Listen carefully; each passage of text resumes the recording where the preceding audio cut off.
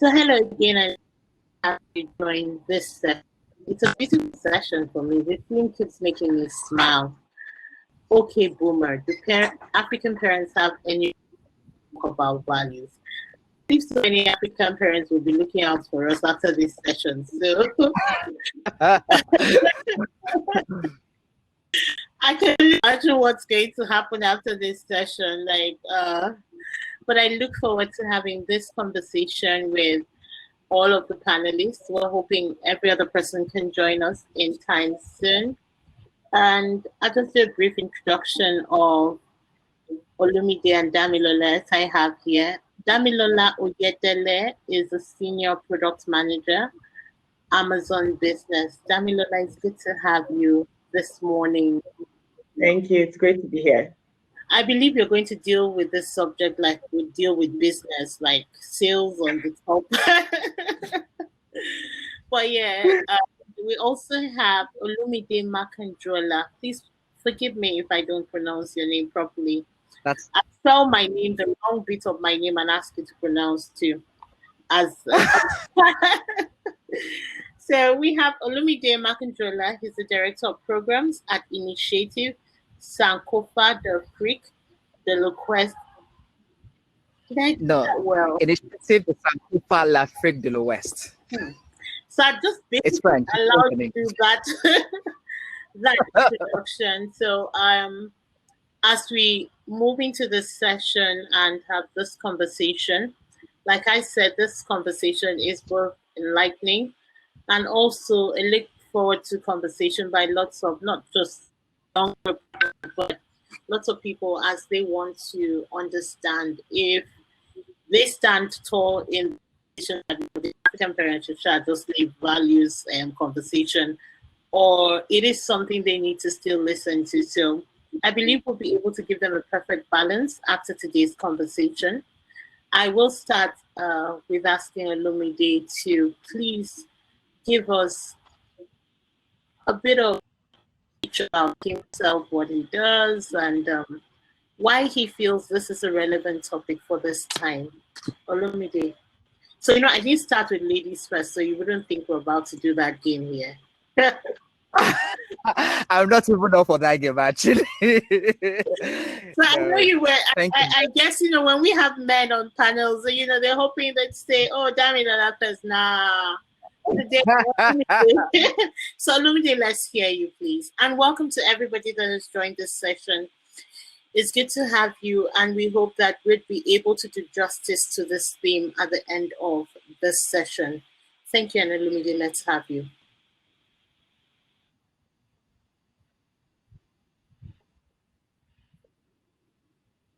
Thank you very much. I'm going to try to pronounce your name, and I hope I don't murder it. Umantu. Yes, you did try. Did I get that correct? Manti. Okay. Thank you very much. Thanks for having me.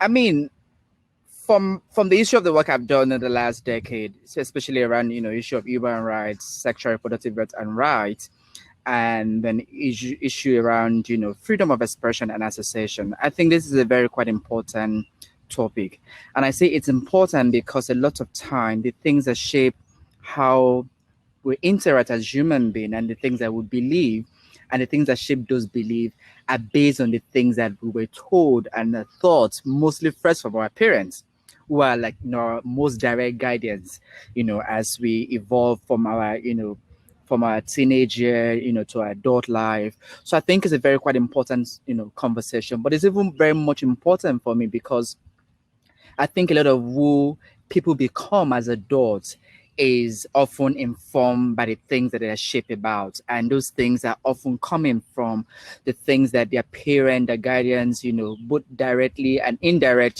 system and environment has taught them. So I think it's very quite important, and whatever all of us have been taught in the last year, I think that might have gotten us to where we are today. It might not be in a good place, but it might be a place where we can actually reshape and rewrite and begin to learn how things can happen better. Reshape, learn and unlearn. I think that one of the vital lessons I've learned this year is to unlearn so many things that have kept us bound. So you see, with the COVID-19, the pandemic and all that, we moved from having to shake, having to bend, to having to say nothing, absolutely anything to each other, so that we wouldn't either pass the virus and that. And I wonder how African parents felt about that. So there's this next bout of there's such a line of unpolite people walking around, and then being able to hold on to what we think is right versus what is healthy to do at the time, and versus what is insignificant. So where I come from, we have the when you're passing on something to an adult, you say, "Excuse my left." I haven't ever been really able to understand that concept. Like, why am I excusing my hand? Also, and some of the cultures, the Hausa, I think too, it's something for you to pass on something with your left hand, and it's sometimes brought up a lot of controversy. Why exactly is this happening? And so, Damilola, welcome. I would like to also hear your own perspective. It's good to have you. You're looking beautiful this morning. Thank you. Thank you. It's good to be here. It's good to be here. This conference today. Yes, I was like, I have to show up. But yeah, it's so great to be here. And, welcome, Olumide. Thank you, Manti. And hi to everyone who's joining. I think I'll just pick up from where Olumide left off. He talked about, reshaping the way, thinking about where we've come and, what we want to change and what we want to hold on to.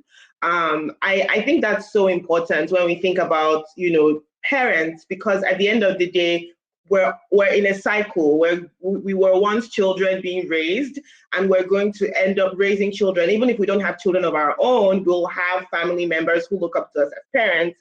And so it's so important to look at, what values we hold. I think there's a whole spectrum of values. I was thinking about this. I was like, if we really want to say, should our parents be talking about values? What values are we talking about? There's, things like punctuality. There's things like respect. There's cleanliness. There's such a whole range. And I think conversations like this are important because it allows us to reflect on where those cycles and those patterns can be broken so that we can progress in the right way and not find ourselves just repeating the same patterns that, the wrong patterns that generations that came before us have repeated. So yeah, I think this is such an exciting panel from that perspective. And I agree with you. For me, values are like fingerprints. Nobody's value, nobody's fingerprints are the same, but you leave them all over everything you do. So we get imprinted, we become a part of a system unconsciously, and we leave some, and as life goes on, we figure out that different people come, affect our lives, affect the learning and unlearning process with what their values are. So I'd quickly start by asking, what do values mean to you, Lumide? If we're talking about African values, what are the values that you uphold the best about the African culture? What African value, what's one African value do you uphold? And what does value mean to you as a person?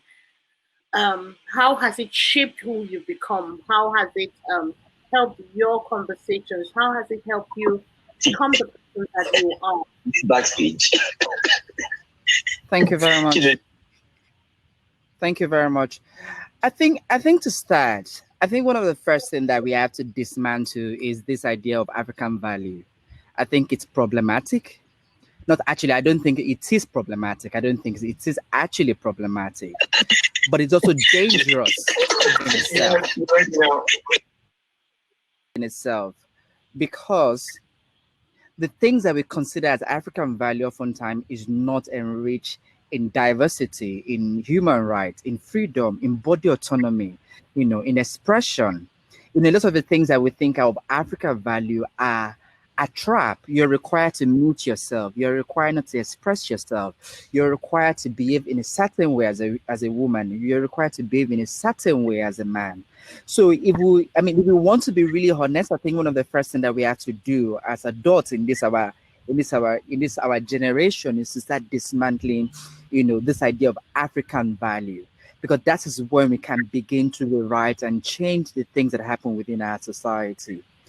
For me personally, what some of the things that have shaped my adult life, which is different from the things that shaped my teenage, life, is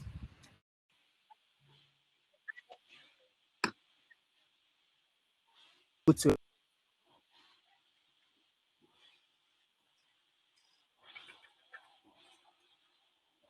Sorry, Lumide, we because I can't think hear that one of you. the things we don't talk about enough, is Yes, we a lot of can. time when can you hear me now? Yeah. So I don't know where the network went bad, but I'm just going to start to pick up from the last sentence. I think there are lots of time when we raise children within the continent and in and many parts of the world, really, we do not raise children with agency. We raise children as an extension of who we are. We expect that our children are going to be an extension of the things that we like and the things that we do. And I think that's problematic. One of the things that is very quite important to understand is that we must raise children with agency. Agency that let them understand that they're a person on their own, they're a human being of their own.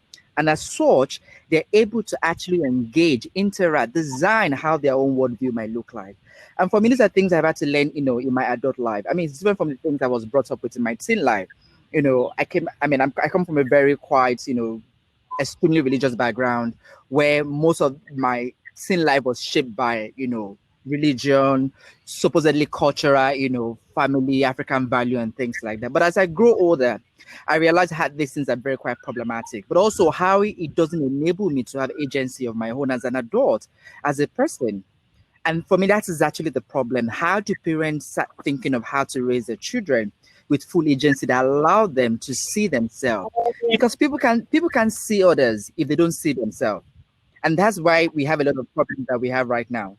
We Thank you very much. To Damilola, just yielding from what Olumide has said, what's most important? What are some of the values that guided you? So, he said, I know this thing about, and, if you want to talk about religion and all that today, that's going to be a theme for a different diversity summit. Oh, welcome, Miss. Okay, we have Hilda Jacoba has just entered the session. Welcome. And I guess we'll be able to pair her soon to in this conversation. What's most important? What are some of the values that have guided and sustained you? They talked about how he's been able to define what the values he's chosen to grow with, run with, but those values, and now we're talking about African values that have weren't African values that have guided and have helped you through. Thank you, Manti, for that out, because I was going to say, I don't know, necessarily if they're African values, but they're just good values altogether. And one of the things, and I completely agree with Olumide, and I was, as I was thinking, I was like, let me think of, some ways that, that generation has gotten it right. I think one thing is our value for family and for caring for one another. It could show up sometimes as being not minding your business or being overbearing, but there's a sense of, if this person is my family member, there's always a seat at the table for them.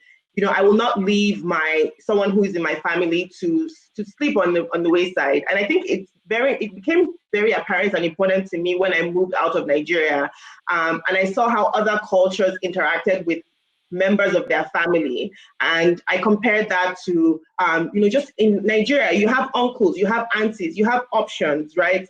Of people that look out for you, people that in their own way, it might not be perfect, it might be a little bit broken, care about the outcomes of your lives. So I think that's definitely one thing that I appreciate about how, I was raised. And that's one of the values that I try to hold, for myself, looking out for my younger ones, my cousins, on people's birthdays, reaching out to them, making sure they feel loved and heard, making sure that they have, if they need something, they feel there's an open door that they can come through to talk about something, to vent. So I think the way that we perceive family and the way that we're open is unique to our culture. It's not perfect, but comparing it to other cultures where it's so individualistic that you almost are on your own in this world. I do value family, and yeah, that's the one that's top of mind right now.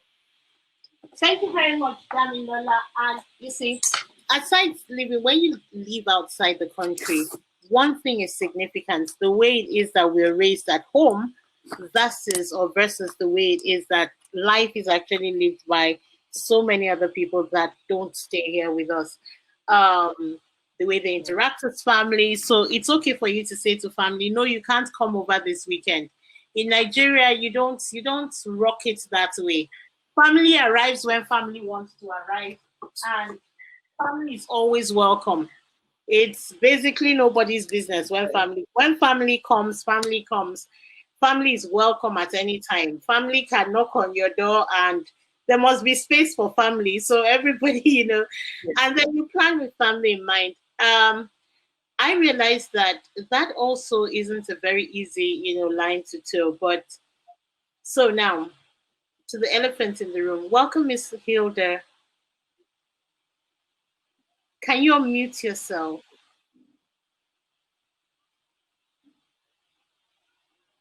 We can't hear you, sorry. You'd need to unmute your mic.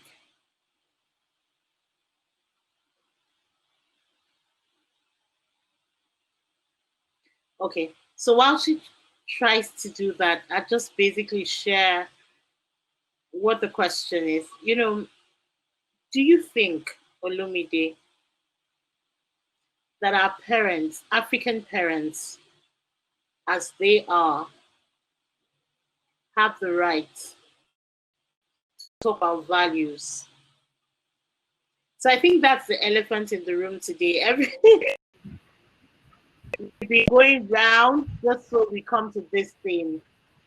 Do you think that African parents have the right to talk about values?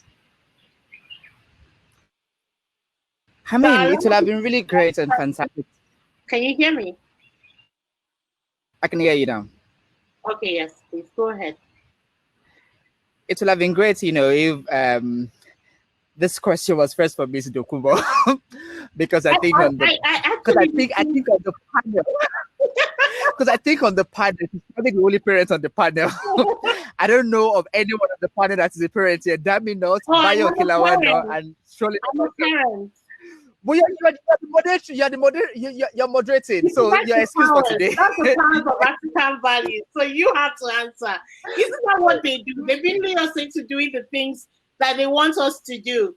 They say you need to do this, you need to greet that auntie. So this is the time I become an African parent on this panel. So Olumide, I mean,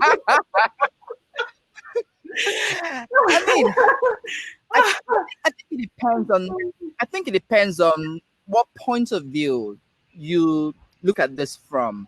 Okay. I think there's some value that we can reference, like Dami did, and I think one of the ones that Dami mentioned was really quite important. This idea of family, of sharing, of togetherness, very quite important. But again, there's a way you value that kind of sharing and togetherness when you move outside of Nigeria, as opposed to when you're in Nigeria. Because when you're outside of Nigeria, such is really quite important to you, because it's about, it's culture shift, it's new environment, it's new space, integration. But I think when we bring it home, to be very quite honest, there are many things that my own parents or parents of people I know around me did and still do that I don't personally agree with, or I don't think that is progressive. One of the things that we keep forgetting is that value cultures are not static. They evolve. Things move, things change. So the things that happened in the generation of my parent, your parent, our parents' parents, are not the things that are obtainable today anymore. One of the things also must realize is that one of the value that's very quite enriched in African or in this environment is the value and the culture of silence. How we like to keep quiet on many things. This generation is not doing that. And we've seen that with many issues across the continent, from Nigeria to Cameroon to South Africa to Cote d'Ivoire to Senegal. We've seen how people have refused to keep quiet. That is not something that is obtainable in this generation. But that is something that has come from that generation, and they were hoping that we would take that into our own generation. So I think there are many things that needs to change, but I also think there are many things that we can take forward to kind of advance how we relate. And I think one of the biggest one is that togetherness. I feel like there's a lot of divide among this generation. Even though we look so together, we are sometimes so far apart, because the things that brings us together also sometimes takes us apart. And I think that we saw that also, during the NSAS protest, for example, where there are things that we would disagree with, but there are also things that will bring us together as human beings. So I think there are things that we can learn from to improve. But one thing we must keep in mind is that values and cultures and system and people are not static, they evolve. So as things are evolving, as things are changing, how do we be more open to learning? For me, I think that is actually the really important part of this conversation, is when I become a parent, when the things that happen in my generation, if they're no more obtainable in my children's generation, how do I become open to that thing and be accepting of the fact that those things are they're no more evolving within that context anymore? Something significant about values you don't agree with. And okay, Mrs. Hilda is finally here. I think she can hear us now. Good afternoon, ma'am. Good afternoon. Next time, please use what we're very familiar with: Google Meet, Zoom, not this one that takes you around the whole market. Oh, like the African you didn't have where to go to with your life. I've had to call everybody in. Crazy. But it's okay. Hi, good afternoon. How are we doing today? Very well, thank you. And it's good to have you have such an entrance. So, it does set it apart. We've been waiting for you to come so that you deal with the elephant in the room. We would take the honors of being the one to talk about it first, and a good entry for us. So I think that we're about to just move it to you now to ask you if our generation, it's just asking, we'd like to know if you feel that African parents still reserve the right to talk about values. First, I'm an African parent, and I have all the rights in the world to speak to everyone about values. And I think that, yes, African parents, it's part of African culture, really, to insist on family values. Until recently, people were not known by their names. They were known by their family names. When people ask you, who are you? And you say, I am Hilda Dokubo, they say, which of the Dokubos? Because in a way, they kind of know everybody, or everybody in every generation knows the other person within that generation. And so as an African child, you're bound to be raised by a community of parents. Your own parents, your friends' parents, parents that you don't even know exist anywhere. Once they see you, they consider you their responsibility. And as Africans, you attain a certain age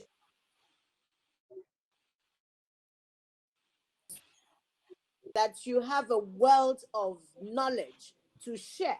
And this knowledge is what you share in terms of its nuisance value and its actual beneficial value that you share with other people. So it's a strong belief that if you allow a proper parent, and I'll explain what I mean by proper parent.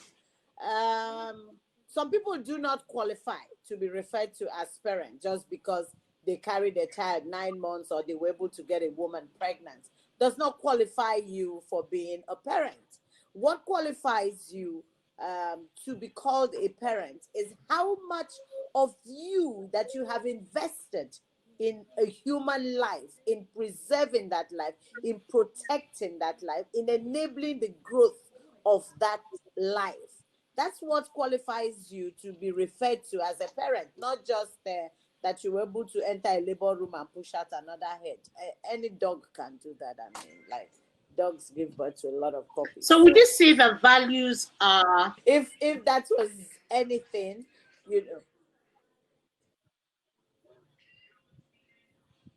yes, the values that we must, that I think we still reserve the rights to give, the values of proper behavior, the values of family rules, family family family guidelines. We still have that. Our religious beliefs and convictions, we still have the right to share that. Cultural norms, not harmful cultural practices, but cultural norms. We still have the right to teach our children that and to even make boast of it, right?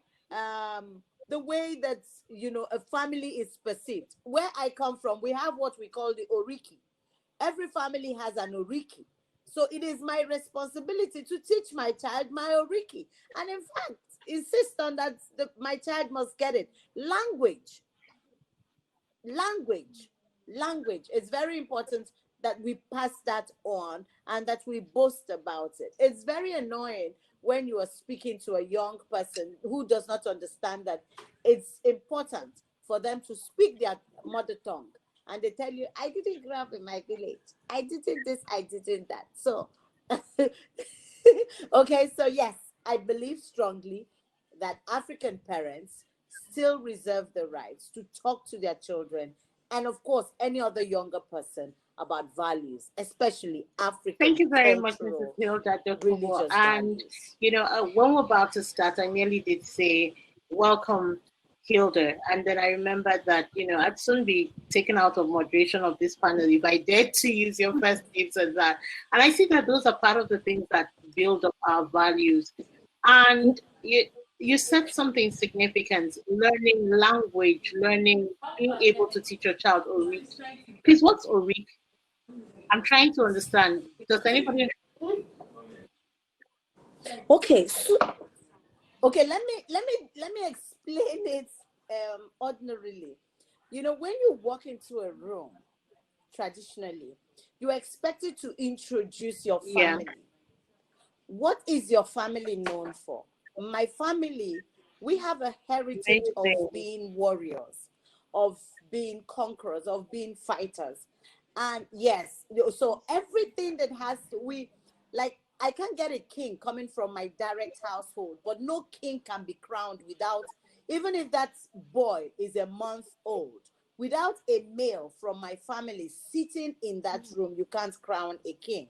So when we speak of our Oriki, we speak to you of strength, of pride, of identity, of conquest, of winning battles. So your Oriki is something that describes you. The minute you say your Oriki, anybody in that room will be able to say, okay, this child is from that family, because they know you by the Oriki. They know you by the sound of the drum. So if I'm sitting at a festival, for instance, and you call my father's name by drum beats, I will respond. I'll respond immediately. So I think Olumide is trying to change his devices, and he'll soon be back up with us. So thank you very much, Mrs. Hilda. And just in case you're just joining us, so it's okay, boomers. Different African parents reserve the right to talk about values. And we started with saying that values are the core principles that guide us as individuals, as a family, as executives, as business owners. And every action we take, whether consciously or unconsciously, comes from an underlying value, one we likely would have learned or embodied through role models or have earned, experience, like I did ask Damilola about. Yet I also said the values aren't necessarily top of the mind for people thinking about everyday life, but it is that we live in and we become. And then the elephant in the room today is basically asking, do African parents still reserve, to talk about values? Have they shown us the values enough to be able to hold us accountable to the values we exhibit every day in society? I'll look through the question session. I've seen someone has talked about African time value. Is that a value? Daniela, do you think African time is a value? was one of the things that I thought about when I was thinking about this panel, right? And I said it earlier that, it depends on what value. What value are we talking about? And I talked about punctuality, if you remember. And I think African time is actually a lack of So punctuality. I want to know is what the African time value. But let me also read his second question quickly. He says, "Sins of the fathers passed on to the children." He says that that's why. So Mrs. Hilda just talked about an asking is or what, or basically that, and he's saying that that's for stigmatization. So they pass it to the children. That's why they ask questions. Do you think that's why they ask the questions? I don't think that's why they ask the questions. It's a sense of ownership. So I like you No. to talk about it. So that means No. before Mr. Cooper does. Sorry? Go ahead with what you think. The African time value. Yes. I was just saying that's not a value. That is more of a vice that we've kind of accepted as part of our culture. And it's we could take it from so many different angles, right? Because there's sometimes when I've read that people think of time. There are two types of people, two types of cultures, where time is a fixed value, and when time is a variable value. I think in our culture, time is variable. And so, when you say it's a suggestion, when you say this time, it's a suggestion, and then people know that I actually should give the people a little bit of time to get ready for me, and then they show up. Whereas in other cultures, because of how they've come up, because of their weather, because of things that they need to overcome to get to a particular place, time is a fixed value. I personally, have in the course of my life tried as much as possible to become a punctual person, because naturally I wasn't, I'm not like that. And I think that's one of the things that we need to question about our society and say, is this a value that's progressing me forward? Do I want to change it, or do I want to be the person in my generation who says, no, African time is being late. Let's call it what it is. And let's change and move forward. So that's my idea. And then I think there's, it depends on the context. Sometimes if you're going to visit a friend, or if you're going to a wedding reception, maybe not. But then people are always punctual when they have a visa interview. So when the stakes are high, people know how to be punctual. So I don't think it's a value. I think it's more of just an accepted norm that we as individuals decide that we want to change, and we want to put an end to if we do value punctuality. So, Mrs. Hilda, I'd come back again to you, because Chukwuka once says that when they ask about our lineage, they want to stigmatize us. I don't know if he's speaking from a level of fear that there's something that has happened, or he's speaking, why do you think they ask? There's a sense of the fathers passed on to the children. That's why they ask the question, who are your parents?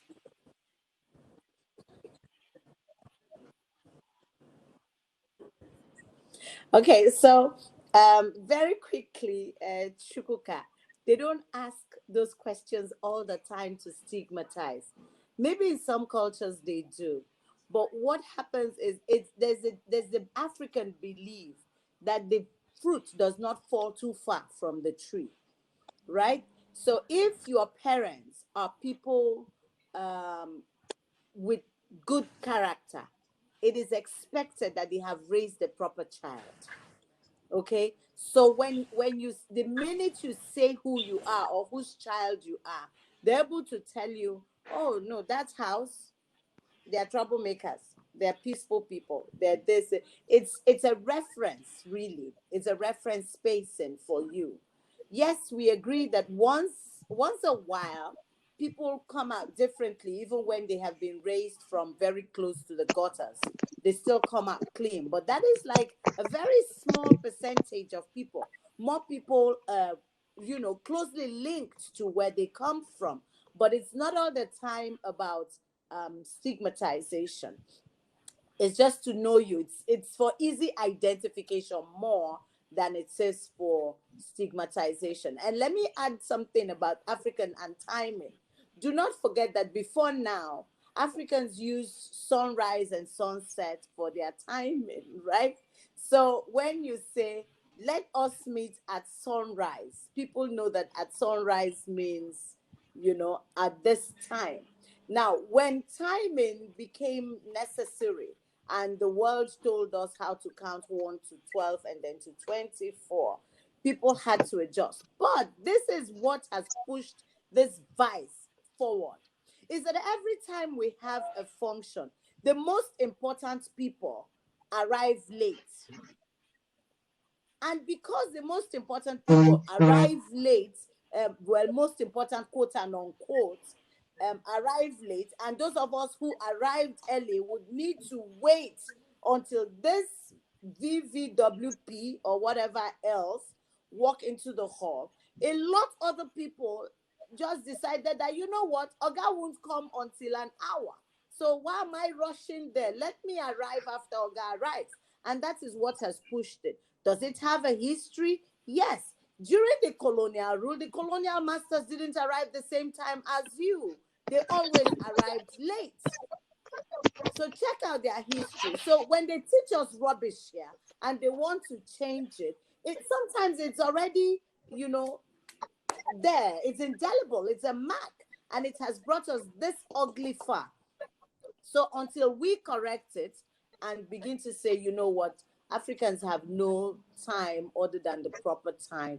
Let's do things the proper way and be there at the right time and not wait for Ogas to arrive before we start. Once we start, when we say we will so you start, see, you just talk about, thank you very much, Mrs. Hilda. You just spoke about this far. Excuse me, please. August arriving on time. And often email more say that is because there is a total lack of respect for ourselves. And timekeeping should be a normal etiquette. So there's a total lack of respect for ourselves. Yeah. And that is why August come when they may.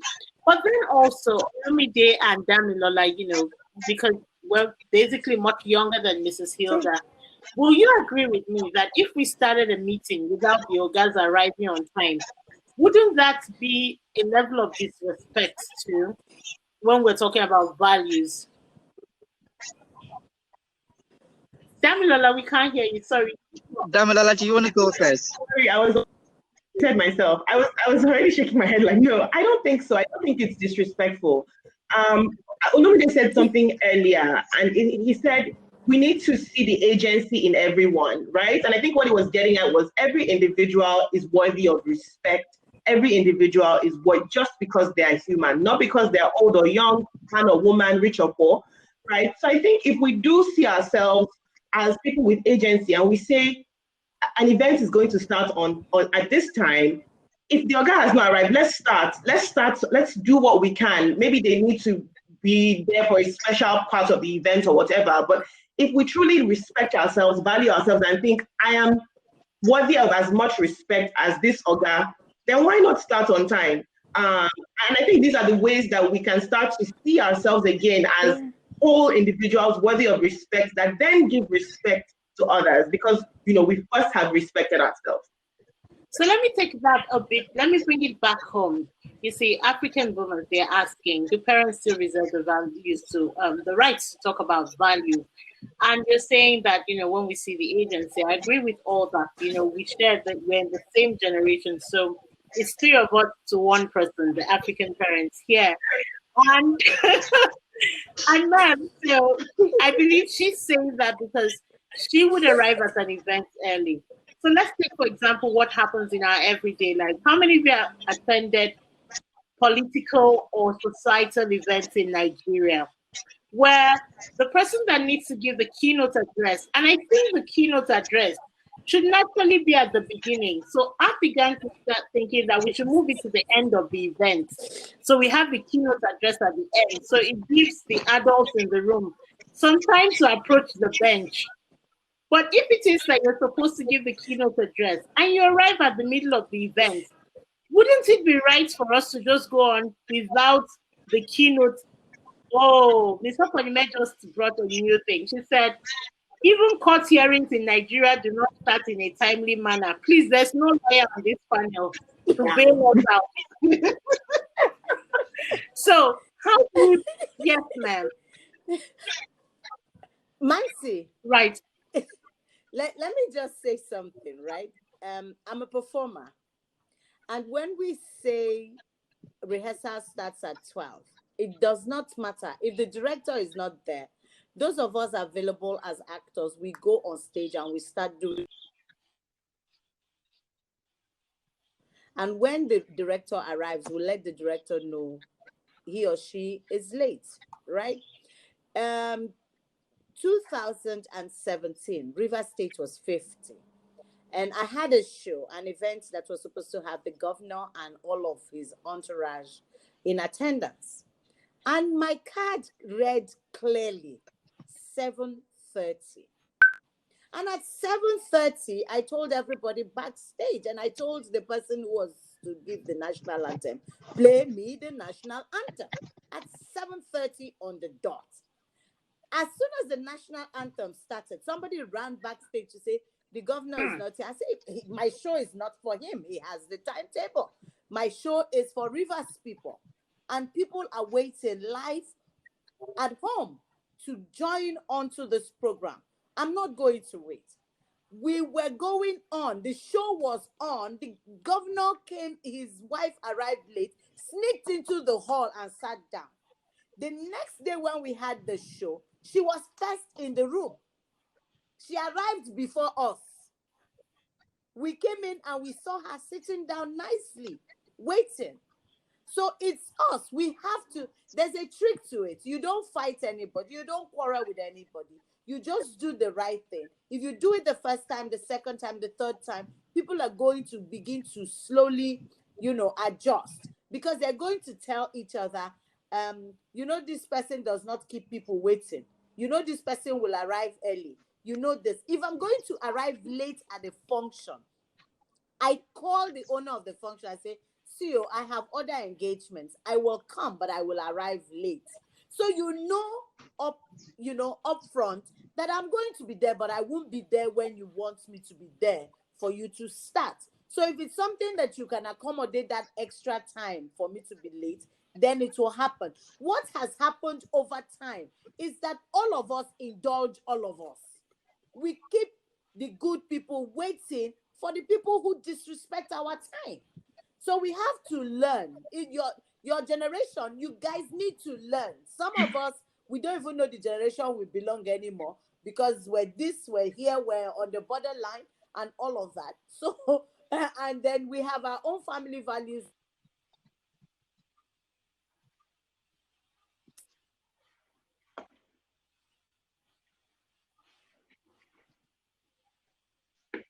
It won't be easy, but whether I am there or not there, Damilola will start at 9. The next time Damilola invites me, I will be there 5 minutes to 9, because I know she will start whether or not I'm there. So it's our responsibility. It's also our failure. We're the ones who have indulged them, and we are still indulging them. We need to stop. Seriously. Thank you, ma'am. And I think that I can just imagine African parents watching and saying, this lady, she's a bad, she's a bad,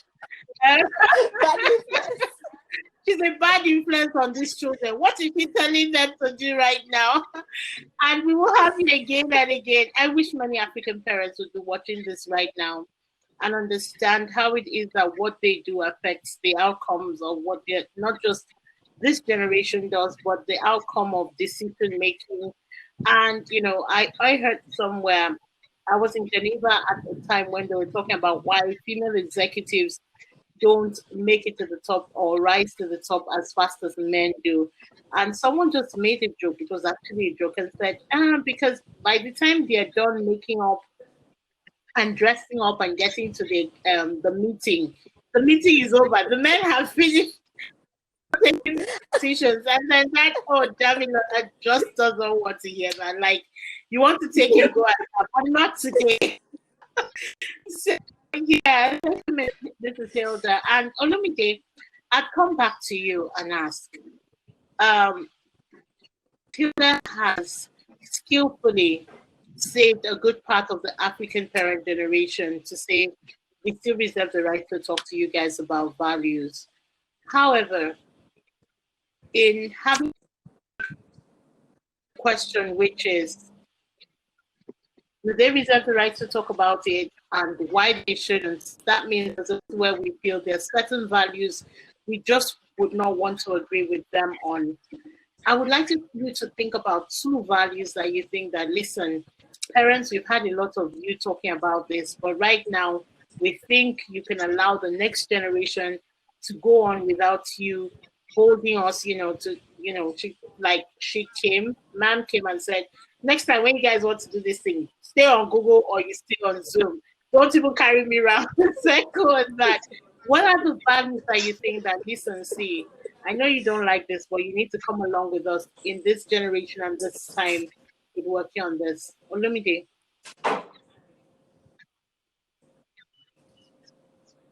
Thank you very much, Manti.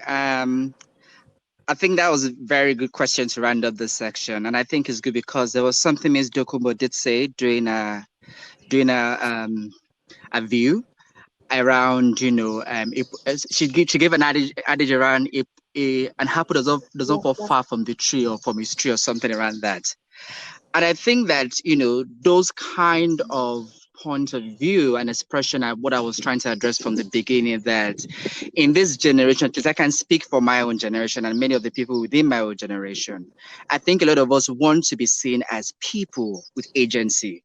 I do not want to be seen as an apple of my father or my mother. Why there are people that are part of me, there is an understanding that there are many things I would do that might not represent the point of view of my parent or my family, And for me, in itself, I think it's important that as we evolve as a people, as a human being, wherever we are, Africa or with our outside of Africa, that the kind of most important value we need to really talk about the most is the one that is enriched in the idea of, agency of human being, the ability for people to be who they are, they're a child of Makojola or a child of, or BC or somebody or wherever they may be. Regardless of that, they're a person. And I think it's important that as parents, I mean, I might be a parent in the next 2 or 3 or 5 or 7 years. I don't know. I might never be a parent. But one of the things that'll be quite interesting to see when I do become a parent is to ensure that I can remind my child or my children that they are a person of their own. And as such, they are not an extension of my personhood. So that gives them the ability to be expressive, to learn, to know.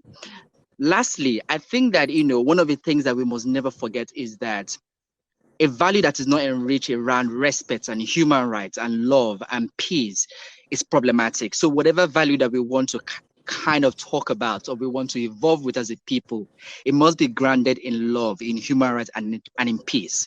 For me, that's pretty quite important. And it's something that we have to keep learning and unlearning, every day as people of the continent, as people of religious. Okay, so let me quickly just if there's still time to sum this up. Yes, using the apple was just the regular proverb. I could never measure a human being and a tree. That's would be very stupid, and I mean I won't do that. But let me tell you something, as a parent and as a teacher, um, that you do not even have to teach certain things. The children who are growing under you are going to unconsciously pick them up. And whether you like it or not, that is a transference of learning.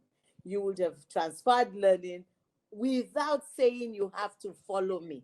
Yes, we're all individuals. I'm completely different from anyone else I know. So I'm one of those people who understand that. But quickly, let me tell you one value that even as a parent, I won't push anymore.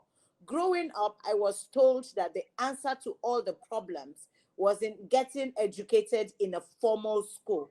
It was very important for my parents that I went to school, that I graduated, blah, blah, blah. But I'm not going to put to my children, get some education, yes, but let us build on that great talent that is hidden inside of you. Let's dig all of them up, convert them into skills, work on those skills until they can begin to earn you money fame, power, and respect until it distinguishes you from the next person. You do not need four walls to get that done. Yes, you need some of it, but that is not the end to all of our problems, because that was what I was told, which was why we were all struggling to have that sheet of paper. And right now we're seeing that that sheet of paper does not amount to anything. What the kids know is what is taking them places. So I'm not going to push that kind of value, for instance, because it's a waste of my time. I'm also not going to push the value of the way you look is the way that I'm going to Dress is the way address you want you, to be or what's that addressed. thing they used to say to us?